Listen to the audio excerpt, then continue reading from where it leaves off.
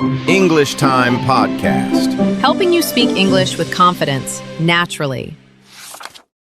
Hello, everyone. Welcome to English Time channel.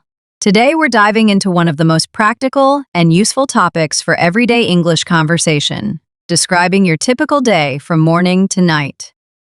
Whether you are introducing yourself to new friends, having small talk with colleagues, preparing for an English exam, or simply want to sound more natural when talking about your daily routine, this session will give you all the vocabulary, phrases, and expressions you need. We'll walk through a complete day in the life of an everyday person, exploring natural ways to describe everything from waking up to going to bed.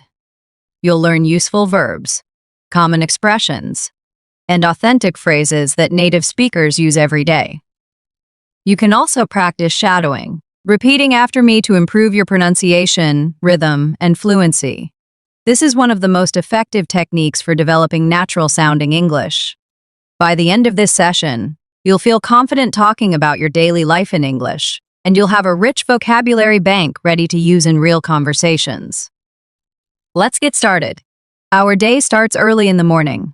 Most people wake up to the sound of an alarm clock. The alarm goes off, and you might hit the snooze button once or twice before finally getting out of bed. Hitting snooze means you press a button to make the alarm stop for a few more minutes so you can sleep a little longer. It is very common to say, "I hit the snooze button 3 times this morning." When you finally wake up, you might say, "I woke up at 6:30 a.m., or my alarm went off at 7 o'clock. Some people are morning people, which means they feel energetic and happy in the morning. Other people are night owls, which means they prefer staying up late and find mornings difficult. After getting out of bed, the first thing many people do is stretch and yawn. You might say, "I am still half asleep," which means you are not fully awake yet. Then comes the morning routine. This usually starts with going to the bathroom to wash your face and brush your teeth. You might also hop in the shower or take a quick shower to wake yourself up. Hop in is an informal way to say get in quickly. While you are in the shower, you might use shampoo and conditioner for your hair, and body wash or soap for your body. After the shower, you dry off with a towel and get dressed for the day. Choosing what to wear can take some time. You might look through your closet or wardrobe and think, "What should I wear today?" If you are going to work, you might need to wear business casual clothes like a button-down shirt and dress pants, or maybe a blouse and skirt. If it is a casual day, you might throw on jeans and a t-shirt. Throw on means to put on clothes quickly and casually. You also need to check the weather to decide if you need a jacket or an umbrella. You might say, "It looks like it is going to rain today, so I'd better bring an umbrella." Now, let's talk about breakfast, which many people call the most important meal of the day. Some people have a big breakfast with eggs, toast, bacon, and orange juice. Others just grab a quick coffee and maybe a piece of fruit or a granola bar. Grab means to take something quickly, usually because you are in a hurry. You might say, "I don't have time for a proper breakfast, so I just grabbed a banana on my way out." If you make breakfast at home, you might scramble some eggs, make toast, brew coffee, or blend a smoothie. These are all common breakfast verbs. While eating breakfast, many people check their phone for messages and emails, or watch the morning news to see what is happening in the world. After breakfast, it is time to get ready to leave. You might pack your lunch if you bring food to work, or you might plan to buy something later. Don't forget to grab your keys, wallet, and phone. These are the 3 essential items most people never leave home without. You might also need your laptop bag or backpack if you are going to work or school. Before walking out the door, it is good to do a quick mental check. Keys, wallet, phone, laptop. Got everything? Okay, let's go. Commute is the journey you take from home to work and back again. How you commute depends on where you live. If you live in a big city, you might take public transportation like the subway, bus, or train. You might say, "I take the subway to work every day," or "I catch the 8:15 bus."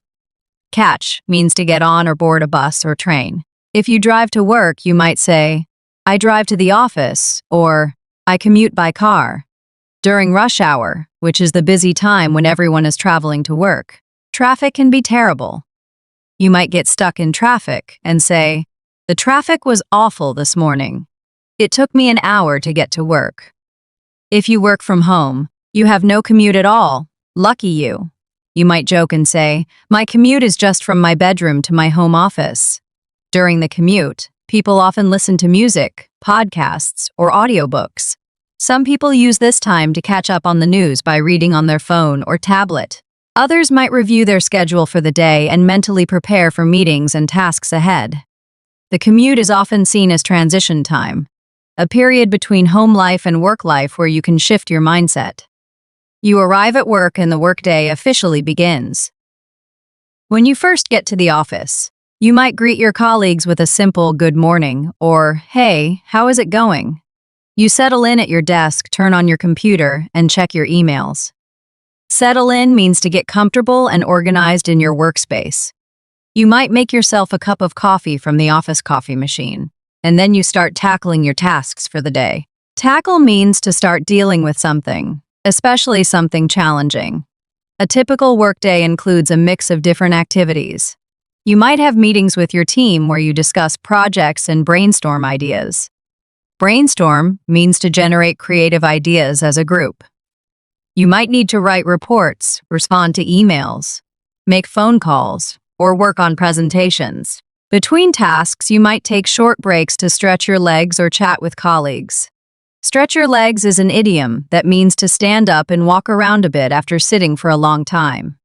Around midday, it is time for lunch. Lunch break is usually 30 minutes to an hour, depending on your company. Some people bring lunch from home, while others go out to eat or order food delivery. You might say, I usually pack my lunch, or I am going to grab lunch at the cafe down the street. If you eat with colleagues, it is a good opportunity to socialize and talk about things outside of work. After lunch, some people feel a bit drowsy. There is even a term for this, the afternoon slump. Slump refers to that low energy feeling you get in the early afternoon. To combat this, some people have another cup of coffee or tea, go for a short walk, or have a healthy snack. The afternoon continues with more work. You push through your to-do list, finishing up projects and preparing for the next day. Push through means to continue working even when you are tired or losing focus. As the workday comes to an end, you might start wrapping things up. Wrap up means to finish or conclude. You save your documents, send any last emails, and tidy your desk. Then you clock out or log off, which means you officially finish your workday. You might say goodbye to colleagues with phrases like, see you tomorrow, or have a great evening. Now it is time for the evening commute home. This is similar to the morning commute, but often feels different. You might feel more relaxed because the workday is done, or you might feel tired from a long day. You head back home the same way you came, whether that is by car, bus, train, or on foot. When you finally arrive home, there is often a feeling of relief. You might kick off your shoes at the door, which is an informal way of saying you take them off, usually because you are happy to be home and want to relax. The evening is your personal time. Different people spend their evenings in different ways. Many people start by changing out of their work clothes into something more comfortable like sweatpants and a t-shirt, or pajamas. Then comes dinner. Some people cook dinner from scratch, which means they prepare it themselves using fresh ingredients. You might chop vegetables, boil pasta, fry chicken, or bake fish. Others order takeout or delivery if they're too tired to cook. Common phrases include, let's order pizza tonight, or I don't feel like cooking. Should we get Chinese food? While eating dinner, you might watch television, catch up on your favorite shows, or watch a movie. Catch up on means to watch episodes you've missed or haven't seen yet. Some people eat dinner with family and use this time to talk about their day. You might ask each other, how was your day? Or, anything interesting happen? After dinner, there are usually dishes to wash or load into the dishwasher. This is one of those everyday chores that nobody loves but everyone has to do. The rest of the evening is free time, and people use it in many different ways. Some people exercise by going to the gym, going for a run, or doing yoga at home. Others pursue hobbies like reading, playing music, painting, or gardening. Many people spend time on their phone or computer, browsing social media, chatting with friends, or watching videos online. You might video call family members who live far away, or text friends to make plans for the weekend. As the evening goes on, you start winding down. Wind down means to gradually relax and prepare for sleep. You might take a shower or bath to wash off the day. Some people have a skincare routine where they wash their face, apply moisturizer, and brush their teeth. You might also do some light reading, listen to calming music, or practice meditation to help relax your mind. Many people set out their clothes for the next day so they don't have to think about it in the morning. You might also pack your bag, prepare your lunch, or do other small tasks to make the next morning easier. Before bed, you might check your phone one last time, set your alarm for the next morning, and maybe scroll through social media briefly, but experts recommend putting your phone away at least 30 minutes before sleep for better rest. Finally, you climb into bed, get under the covers, and get comfortable. Some people like to sleep in complete darkness and silence, while others prefer a nightlight or some background noise like a fan or white noise machine. As you lie in bed, you might think about the day that just passed and the day ahead. Maybe you feel satisfied with what you accomplished, or maybe you are already planning tomorrow's tasks. Eventually, your eyes get heavy, you start to drift off, and before you know it, you are asleep. Drift off is a gentle way to say you fall asleep gradually, and that is the end of our typical day. Tomorrow, the cycle begins again with the alarm clock ringing and a brand new day ahead. This is the rhythm of daily life for millions of people around the world. Of course, everyone's routine is a little different. Some people work night shifts and sleep during the day. Others have irregular schedules that change from day to day. Some days are busy and stressful, while others are calm and peaceful. But understanding how to describe a typical day in English with natural phrases and vocabulary will help you in countless conversations. Practice describing your own daily routine using the expressions we learned today. And you can also practice shadowing to improve your fluency. You'll sound more natural and confident every time you speak English. Thank you for practicing along with me today, and I hope this helps you in your English learning journey. See you next time, and have a wonderful day. Goodbye. Your progress so far has already been wonderful.